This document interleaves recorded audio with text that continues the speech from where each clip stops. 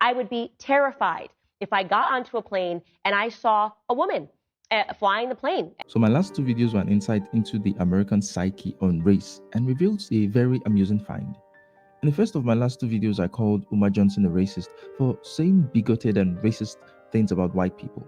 But if she gave that honeycomb hideout to a devil, if she gave her cookies to that Caucasian, I cannot go back into that cave after she let a Neanderthal enter it. Comment I got on that video from white people was overwhelmingly positive, with effusions of "thank you for speaking the truth, a black man that can think for himself," and so on and so forth.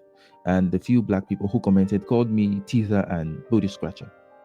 Then Charlie Kirk happened, and I did another video calling Charlie Kirk a racist for assuming black pilots were unqualified without knowing anything about their competence aside from the fact that they were black. No, I mean, like, you want to go thought crime? Like, I'm sorry, if I see a black pilot, I'm going to be like, boy, I hope he's qualified.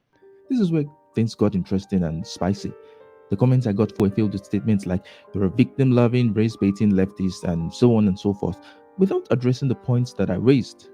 My response to such accusations is best captured by Andrew Neil's response to Ben Shapiro when Ben Shapiro called him a leftist. Why don't you just say that you're on the left? Mr. Shapiro, if you only knew how ridiculous that statement is, you wouldn't have said it. Anyone who knows me since I started this channel knows I've always been very right-leaning and conservative. But I decided last year to be more critical of conservative positions just to test their merits, and all of a sudden I'm being labeled a leftist race-baiting for views. Do you guys know how easy right-wing grift is? It's like the easiest thing to do on YouTube. I see right-wing grift as OnlyFans for idiots because it's so easy to do. All I need to do is to regurgitate all the typical but half-baked right-wing rhetoric, and I'll get an outpouring of support from right-wing audiences. As an experiment, I could literally set up another YouTube channel and do all the typical right-wing stuff and watch it grow exponentially. But by being critical of the right, I'm literally sabotaging my own success on YouTube. But I don't care about that. I only care about being true to my understanding of things. Now that we've gotten that out of the way, let's shit on Candace Owens. The Daily Wire casts have perfected the art of monetizing stupidity and outrage. They will put out divisive and ridiculous statements, knowing to get a rise out of people, which will in turn drive traffic and views to their content, and ultimately money to their bank accounts. This is the game they are playing, and unlike my friend Oge, who thinks they are playing a sophisticated game, I think it's not sophisticated at all. Engagement farming, because the algorithm loves such things, is not a very sophisticated thing to do. So, after Charlie Kirk came out with his totally but not surprising take that he feels black pilots are incompetent, the Daily Wire decided to ice that racist cake baked by Charlie with a sprinkle of misogyny by deploying their token black woman, Candace Owens, just to downplay the racist remarks of Charlie. The idea being that it's not about race, it's about DEI, which also includes women as well. So if Candace comes out with an equally brain-dead take, it minimizes the impact of what Charlie says. We all know that Candace has blind loyalty to her friends, even when they're wrong, as evidenced by her defense of Kanye's anti-Semitism and Andrew Tate's sex trafficking. She has a consistent track record, so this is not new to her. She has inoculated herself with so much stupidity, she's now immune to facts. But unfortunately, that is the reality of what happens when it comes to DEI. And what he is remarking on is true. I would be terrified if I got onto a plane and I saw a woman flying the plane. And I know that we have the United CEO saying that he just wants to fulfill a quota. He just wants there to be more women and wants there to be more black people. And he's not concerned at first with qualifications. That is something that should alarm all of us, guys, honestly. What specifically about being a woman prevents her from being qualified as a pilot enough to terrify Candace Owens? How many planes have been crashed by incompetent DEI-hired female pilots? Where's the evidence that standards are being lowered for women and for blacks? These idiots have no answer to these questions, but they feel confident to speculate about the competence of people in a field they know nothing about. But let's take a look at what United Airlines CEO actually said that's causing right-wingers to have brain seizures. United CEO Scott Kirby told Axios in a 2021 interview that the company wants 50% of its flight academy classes to be women or people of color. Where in this statement that has been mischaracterized and misquoted by Candace and her ilk, did it state that they were going to hire, not just hire, but hire 50% women with no qualifications? First, Kirby was talking about flight academy classes, the place where you go to learn and acquire the skills on how to be a pilot. Does Candace have a problem with women and people of color learning how to fly planes? The only reason to be outraged by this statement is if you believe that women and people of color can never be competent enough to learn how to fly, even after taking flight classes. What Kebu was getting at is that the company is trying to improve access and opportunities for people who might otherwise not have the opportunity, to help women and people of color acquire competence, and somehow these outrageous right-wingers. This is why I find it so difficult these days to take right-wingers seriously. They're always in a reactionary mode that they can't analyze things properly.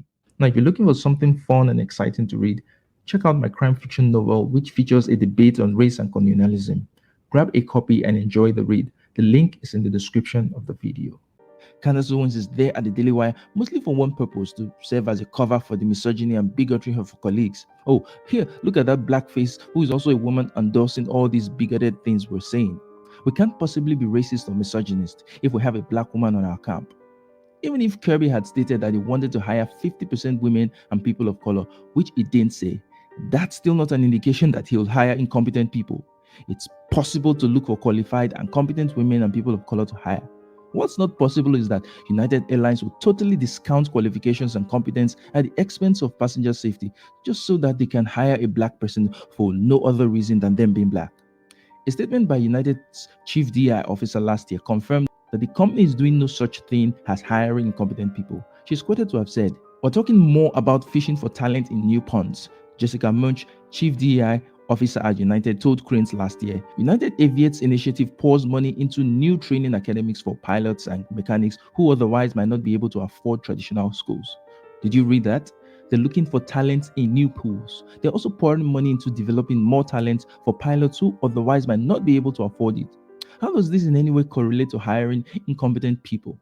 The truth is, all pilots start out incompetent. When you decide to become a pilot, you don't have the skills. You only have them after rigorous training. So if United Airlines is saying, we're going to be funding training for minorities and women to acquire such skills and competence, what's the problem in that? The people who keep saying facts don't care about your feelings have revealed that they lack comprehension skills and that they can't think properly. Neither United CEO or their chief DEI officer have made statements about hiring 50% incompetent women or people of color. They've only made statements about training more women and people of color to acquire such skills and competence. But what do these morons hear instead? They hear United Airlines wants to hire 50% incompetent women and people of color. United has gone so far as to reiterate their commitment to high standards. They said, United is proud to maintain the highest standards in our pilot hiring, training, and safety practices. Every aviator who joins our ranks must meet them. No exceptions, the company said. Emphasis, every aviator who joins our ranks must meet them. No exceptions. So what's so difficult to comprehend here? If anyone has proof that United Airlines is lying about their commitment to hiring competent people and that they are hiring incompetent people by waiving or lowering standards for women, and this resulting and has resulted in problems, please share it instead of embarrassing yourself because you can't comprehend simple English. These people are acting like black people and women's intelligence and capacities were not questioned before DEI and affirmative action. They are acting like people always thought black people were just as competent, and it's only DEI that has now come to put a wrench in that utopia. Yeah, all right. So that's the video. If you like what we do on this channel, consider becoming a channel member or patron. However, your likes, shares, and views are just as valued.